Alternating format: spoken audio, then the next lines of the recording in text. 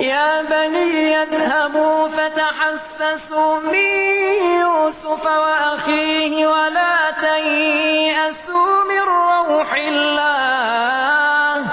إنه لا ييأس من روح الله إلا القوم الكافرون. ما دخلوا عليه قالوا يا